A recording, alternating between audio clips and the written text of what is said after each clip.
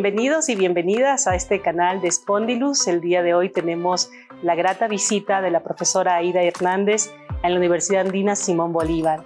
Aida, ¿cómo estás? Muy buenas tardes por estar aquí. Muchísimas gracias por la invitación y por tener la posibilidad de compartir con ustedes. Bueno, te presento un poco. Aida es doctora en antropología por la Universidad de Stanford y actualmente se desempeña como profesora investigadora de este Centro de Investigaciones y Estudios Superiores de Antropología Social, uno de los más importantes en América Latina, en la Ciudad de México, y su investigación se ha centrado en los derechos humanos de las mujeres, en migración, en pueblos indígenas, en trabajo de campo también con comunidades indígenas de Chiapas, Guerrero y Morelos, ¿no? De la misma forma que refugiados guatemaltecos en la frontera sur y migrantes norafricanos en España.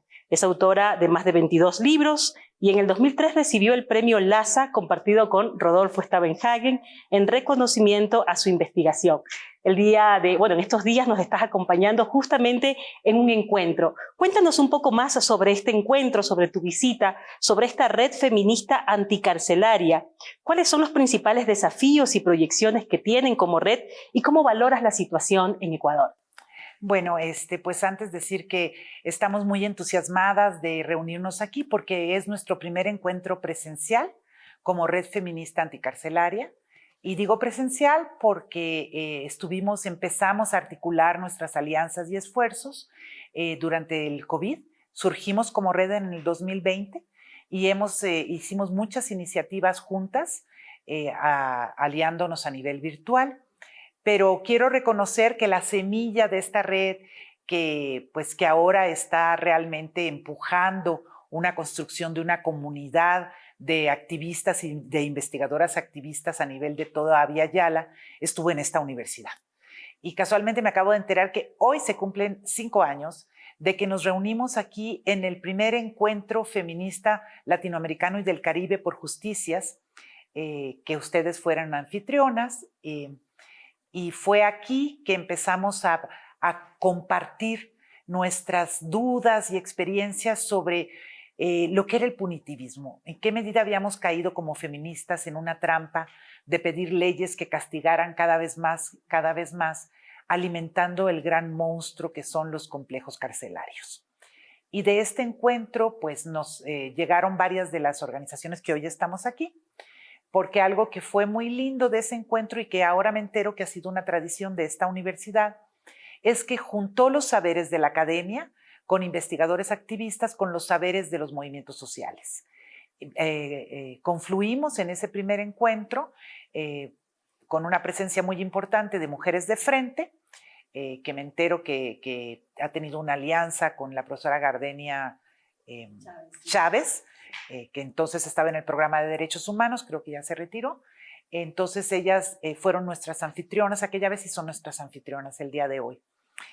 Y bueno, pues los grandes retos que enfrentábamos en el momento que nos articulamos como red era la manera en que la pandemia de COVID-19 estaba volviendo todavía más vulnerables a los sectores de por sí vulnerabilizados que estaban en las prisiones. Por los estigmas que hay contra la población carcelaria, pues había muy poca atención. Todo era el primer año, no había vacunas. El COVID había entrado a las cárceles. Y si tú piensas en cuáles eran algunas de las condiciones que ponían en riesgo a las personas, era el hacinamiento, y era lo que privaba en las cárceles de América Latina, la importancia de estarte lavando todo el tiempo las manos y no había agua, un sistema inmunológico fuerte donde había malnutrición. Entonces, la primera iniciativa que hicimos como red fue cómo empujamos una campaña para despresurizar las cárceles, logrando que se liberaran el mayor número de mujeres de las cárceles, la mayoría de las cuales, como sabemos, son presas de la pobreza. Y lanzamos una campaña que se llama, con el hashtag Liberarlas es Justicia. Y para esa campaña nos unimos en un primer momento las compañeras de Pájares Entre Púas de Chile, las compañeras de Yo No Fui de Argentina, Mujeres de Frente de aquí de Ecuador, Hermanas en la Sombra de México, Derecho Poesía de Brasil, y bueno, ahorita son los que la Colectiva Artesana de Guatemala. Y cada una con nuestras estrategias lanzamos esta primera campaña, que hicimos podcast. Y algo que es muy lindo es que mucho de esto se ha hecho con trabajo voluntario. Para quienes nos están viendo, pueden buscar nuestra página, que es la página de la Red Feminista Anticarcelaria de América Latina. Y hicimos un primer diagnóstico, qué pasaba en las prisiones. Y encontramos las dos cosas que confluían. Las violencias estructurales y sistémicas de las prisiones previas al COVID, profundizadas por la situación de COVID. ¿Y a qué me refiero con estas violencias estructurales? Pues la gran desigualdad que viven las mujeres en reclusión, el modelo carcelario es un modelo patriarcal hecho por hombres, en donde las mujeres son doblemente penalizadas, son por romper con la legalidad, pero también por romper con los mandatos de género en muchos de los casos dentro de los imaginarios de los jueces, ¿no? Esto se ha comprobado con investigaciones que son más duramente castigadas por los mismos crímenes que cometen los hombres, porque las ideologías sexogenéricas de los impartidores de justicia hacen que, bueno, la buena mujer, la buena madre rompe con muchos de estos patrones, ¿no? También encontramos que las cárceles tienen color, que es la población racializada, pobre y racializada, la que ocupa mayoritariamente las cárceles, ¿no? Y en ese sentido, pues como red reivindicábamos también que todas las presas son presas políticas, que no hay una diferencia entre aquellas presas que están por su activismo, porque son presas de una política que profundiza las desigualdades. La principal razón por las que las mujeres en América Latina como tendencia general están presas son por los tipificados como delitos contra la salud.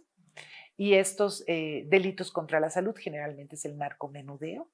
Entonces, tienes estados que quieren probar que están haciendo algo contra el narcotráfico y como no quieren tocar los intereses de las élites que están involucradas con el narcotráfico, toman a las personas que están en la parte más baja de la pirámide y que son generalmente mujeres pobres, racializadas, que terminan con grandes penalizaciones. Y bueno, ¿qué es los grandes retos que enfrentamos? Estados cada vez más punitivistas, que con el argumento de la seguridad, que lamentablemente también ha construido hegemonía en los sectores amplios, más cárceles, más militares, más policías, más seguridad. Y nos lo venden todo el tiempo, aunque la realidad nos muestra lo contrario. Nos muestra que estas políticas lo único que han hecho ha sido profundizar las violencias. Y esta visión latinoamericana que tienes, ¿no?, sobre el tema de las mujeres en las prisiones, ¿tú ves que hay diferenciaciones entre políticas de Estado, por ejemplo, cuando hablamos de gobiernos de derecha, de extrema derecha, que ahora vemos en la región, o gobiernos progresistas? ¿Hay diferencias en este trato o en estas políticas carcelarias? Mira, yo creo que también hay de izquierdas a izquierdas. No es lo mismo Petro que AMLO, ¿no? Que AMLO, perdón, es la manera que llamamos a Andrés Manuel López Obrador en México. Yo creo que hay un punitivismo muy profundo que atraviesa el espectro político. Evidentemente, en los gobiernos de derecha hay como discurso público un discurso mucho más duro y mucho más de securitización. Pero esa es la paradoja de algunos de los gobiernos de izquierda, y voy a hablar del gobierno mexicano. Yo creo que también es el caso chileno, porque ahora nos lo han estado con Bori. Y es que nos habló de que iba a haber una amnistía para todos los delitos de pobreza, sobre todo los relacionados con narcomenudeo. Y se hizo, pues nosotros lo felicitamos, eso pasó el primer año de la pandemia. Pregúntame cuántas personas han salido libres por la amnistía. 0. ¿Qué se hizo? Se hizo una burocracia tan complicada para poder acceder a la amnistía que se convirtió en un discurso público, ¿no? Entonces, lo que tenemos es que a veces hay el discurso políticamente correcto, pero en la práctica se siguen reproduciendo políticas de securitización. Y un ejemplo muy claro que hemos visto ahora, comparando, el día de ayer tuvimos una dinámica muy interesante para comparar las políticas de Estado en los países que estamos aquí. Y resulta que tanto Ecuador como México han militarizado la seguridad pública, con discursos distintos, pero tomando las mismas medidas este año. Este año, un gobierno que se reivindica de izquierda y un gobierno de derecha tomaron las mismas medidas de seguridad pública. Aquí, pues, creo que se declaró una guerra interna, se reconoció una guerra interna. En el caso mexicano, de lo que se habló es de la necesidad de que la guerra contra el narcotráfico tuviera a la Guardia Nacional, que es una nueva guardia que aparentemente no estaba tan metida en las redes de corrupción. Entonces íbamos a tener una guardia que inicialmente no iba a depender de la Secretaría de la Defensa, pero al final pasó a la Secretaría de la Defensa, entonces ahora tenemos una guardia que puede detener sin órdenes de aprehensión.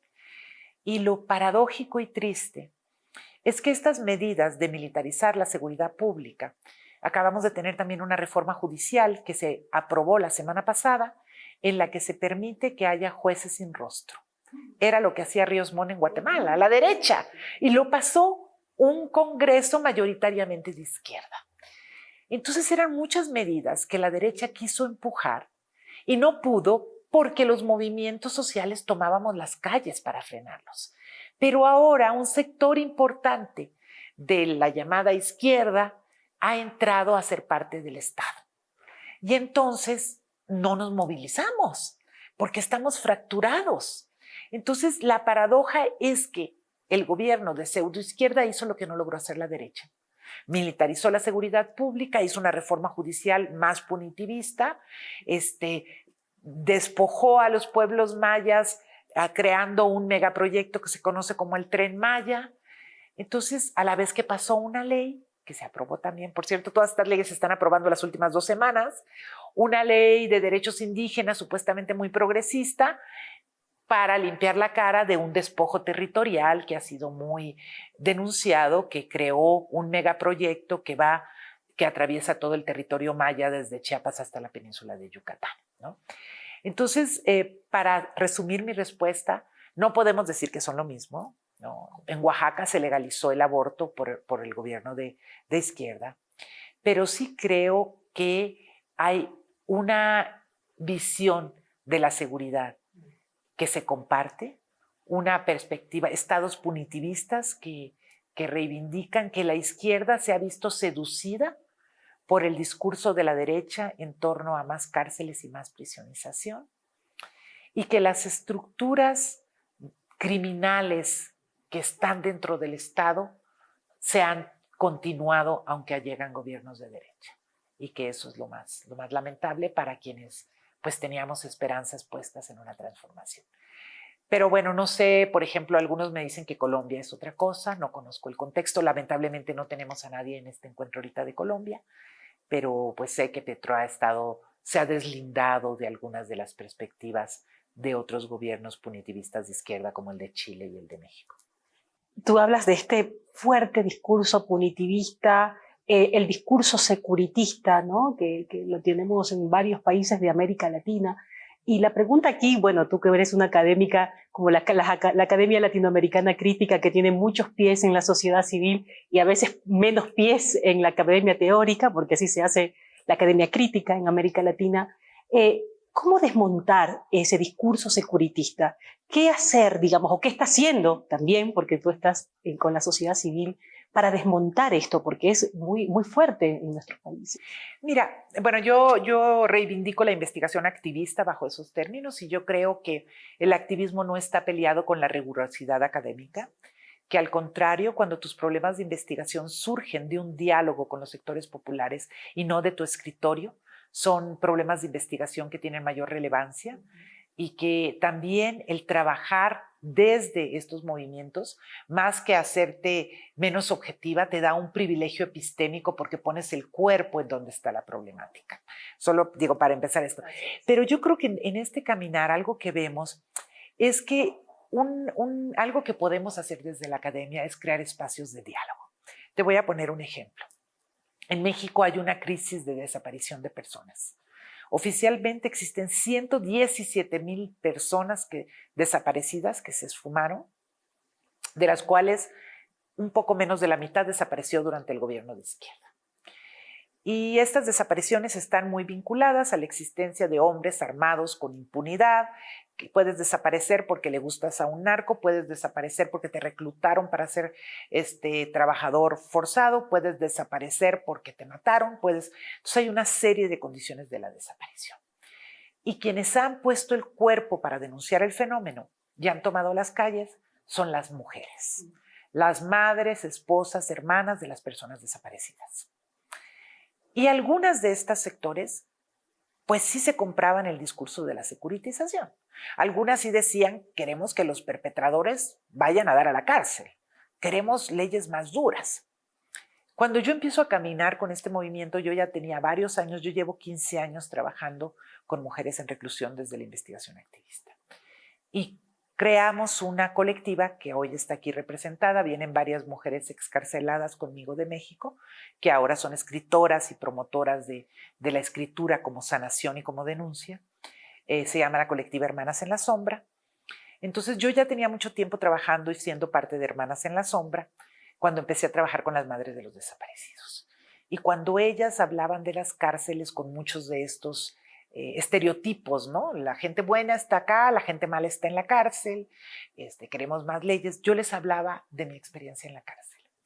Pero más que hablar, la iniciativa fue crear espacios para que se encontraran.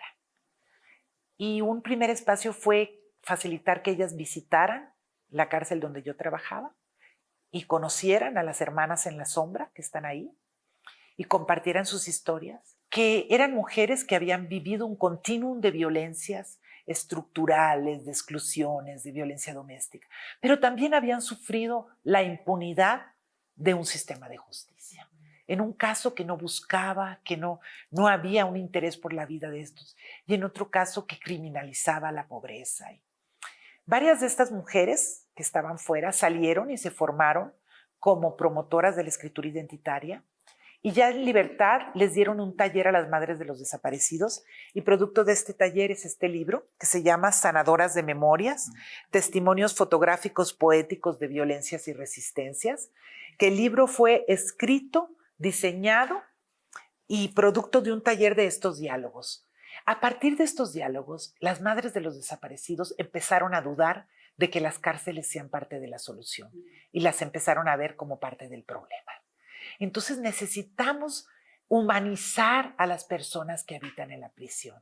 Necesitamos demostrar de qué manera las desigualdades, desde estructurales, de que nace la marginación, la falta de opciones, crean el contexto de vulnerabilidad que criminaliza a ciertos cuerpos, a ciertas personas y a otras ¿no?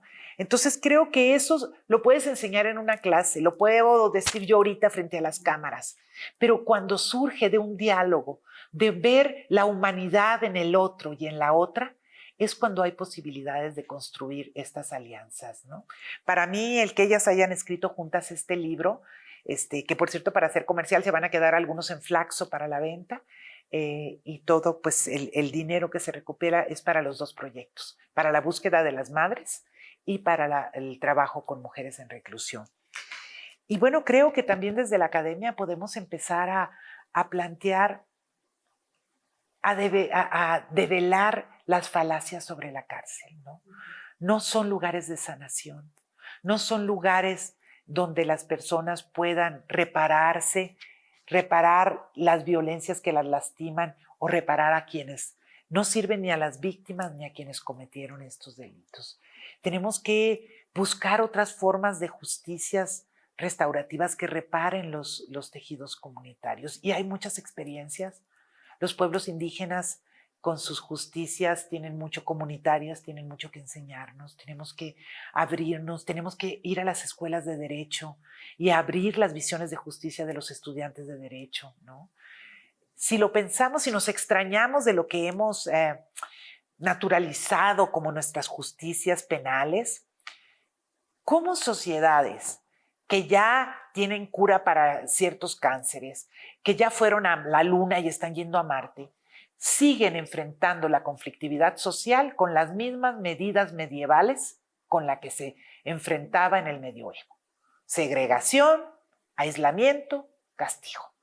O sea, avanzamos en las ciencias, pero en lo que es las ciencias sociales y las relaciones humanas seguimos encerrados en el castigo, ¿no? Entonces, yo creo que la academia tiene mucho que ofrecer, que nosotros podemos mostrar desde nuestra docencia para cómo formamos, para buscar transversalización de muchos de estos debates con escuelas de derecho, pero también en extensión. Tenemos que mostrar que militarizar la seguridad, por ejemplo, militarizar la seguridad pública no es una solución. El ejército no está formado para tareas de seguridad pública, ¿no? Entonces, ¿cómo podemos pensar en una policía de cercanía, por ejemplo, que conoce a la comunidad? ¿Cómo aprender de las policías comunitarias, de las rondas campesinas en Perú? Hay muchas experiencias que, si nos abrimos a otros saberes, nos pueden dar pistas de cómo repensar nuestra justicia penal y nuestro estado punitivo desde opciones que nos permitan reconstruir los tejidos comunitarios tan lastimados por las violencias. Sí, justamente pensaba también en las guardias indígenas que hay aquí en Ecuador, como parte de la justicia indígena en la Amazonía, que han tenido unos efectos bastante interesantes, con este enfoque restaurativo que hablas. Y como para ir terminando esto, que me parece súper lindo, que hablas del activismo, digamos, aquí también, por supuesto, que hay, ya vemos académicas que hacemos activismo, ¿no? ¿Qué le dirías a ellas, ¿no? En un panorama de discurso securitista, de discurso punitivista, donde vemos una falta de empatía, incluso recuerdo a las madres de las víctimas de las masacres carcelarias, ¿no? Cómo estas mujeres iban ahí y la empatía era muy complicado de construir. Y estas mujeres activistas, y también hombres activistas, hay que decirlo, porque aquí también están organizaciones de derechos humanos que han estado al frente, digamos, denunciando el discurso punitivista, securitista. ¿Qué les dirías a ellos? Porque realmente se están enfrentando, es como David contra Goliat, ¿no? Porque el discurso es muy fuerte, fíjate. En Ecuador hace poco que se ha construido este panorama. ¿Qué les dirías a ellos? Bueno, y a ellas. La primera cosa que yo pienso, como a distintos niveles, uno es que es bien importante salir de la torre de cristal de la academia, que no podemos seguir viviendo en una burbuja, que tenemos que hacer unas ciencias sociales con pertinencia social, que estén en diálogo con estas realidades. Y más mientras nuestros entornos son cada vez más con tantas violencias extremas, no podemos seguir encerrados en investigaciones que surgen solamente de una curiosidad analítica, ¿no? Y que en ese sentido tenemos que enfrentar una perspectiva muy positivista del conocimiento que descalifica a una investigación implicada socialmente. Tenemos que dar este debate epistémico y político, ¿no? Y también creo que aún quienes sí están implicados, la seducción del punitivismo es muy fuerte. Y casi siempre como feministas, lo primero que te dicen, ¿qué harías con un feminicida? Es así como que ahí es donde si no quieres cárceles, ¿qué haces con un feminicida, no? Y yo creo que es importante pensar en de dónde surgió el feminicida. Porque lo que pasa muchas veces es que si no enfrentamos las condiciones de violencia patriarcal que están en la cotidianidad, estos casos paradigmáticos sirven para decir, ya castigamos al señor, a ese señor malo, pero no es un problema de un señor malo, es un problema de una sociedad que reproduce diariamente la violencia patriarcal. Entonces, la cárcel para lo que nos sirve es para seguir reproduciendo y justificando un sistema que no transformamos, ¿no? Ese es uno. Pero la otra cosa es que hemos pedido mayor castigo, mayores leyes, y seguimos enfrentando sociedades terriblemente desgarradas por las violencias. Y en ese sentido, pues los feminismos que hoy nos reunimos aquí somos feminismos no excluyentes. Creemos que tenemos que trabajar con los también transfeminismos, tenemos que trabajar con las disidencias, tenemos que trabajar con la niñez, con los jóvenes, que tenemos que ver cómo deconstruimos las masculinidades violentas desde la primaria, la secundaria, la preparatoria, y eso incluye a los varones. No podemos no trabajar conjuntamente con los varones para deconstruir todo esto. Y que esto no seguir metiendo a hombres a la cárcel si no modificamos el sistema que produce estas masculinidades, para lo único que va a servir va a ser para justificar que son excepcionales, que esos que fueron a la cárcel son excepción, no son representantes de un sistema patriarcal.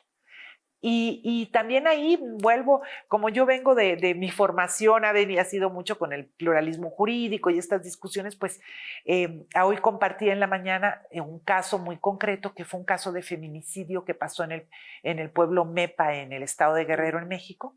Eran dos jovencitos Mepa de la misma comunidad, en donde con el licor pelean, hay un machete, se agarran los dos a golpes y el muchacho la mata. Y bueno, ahorita tenemos una ley contra el feminicidio muy, muy fuerte en México, de una alta penalización, que fue logro del feminismo. Y resulta que la asamblea decide juzgar en asamblea con su justicia comunitaria al muchacho feminicida. Y lo interesante es que invitan a una organización de mujeres indígenas que trabaja contra las violencias patriarcales, que yo he venido acompañando desde hace muchos años, que se llama Guwacuma, es un centro de derechos de mujeres y menores, a ser parte de la asamblea. Y lo que ellos discuten es, a ver, si este muchacho de la comunidad, que antes de hacer esto era un muchacho campesino que ahí estaba, lo mandamos a la cárcel de Acapulco. Acapulco es un centro ahorita de los cárteles de la región, lo van a reclutar. Lo que va a ir ahí es a profesionalizarse en la violencia.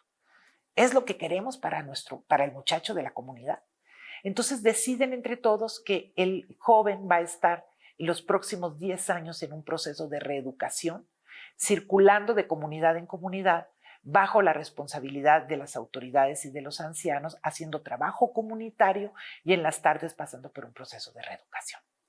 Pero la nueva vuelta de tuerca de este proceso de justicia comunitaria es que las mujeres de Guwacuma, que ya traen un camino criticando las costumbres patriarcales de sus propias comunidades, dicen, ¿pero quién lo va a reeducar? Si los viejitos de la comunidad son igual de machistas que él, queremos participar en los procesos de reeducación.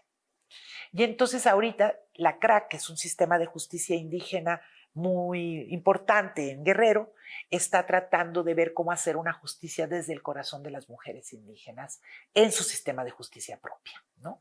Entonces yo creo que están pasando cosas importantes, que nos pueden dar alternativas a no seguir construyendo cárceles, que lo único que hacemos es alimentar el monstruo del complejo penitenciario en donde hay muchos intereses de empresas capitalistas y pues profundizar las violencias y las desigualdades de población que de por sí está excluida.